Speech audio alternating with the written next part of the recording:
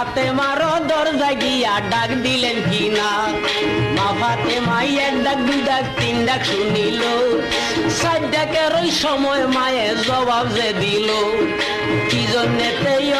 আব্বা ডাকতাছে না মায় নবী বলে গাইয়া দেখো গো মায়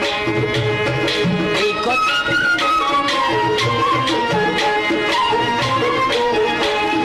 নবী বলছেন আগাইয়া দেখো গো মা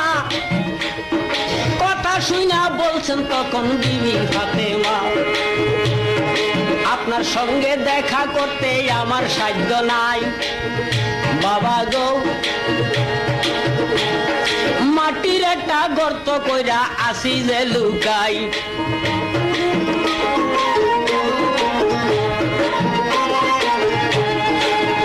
বাবা গো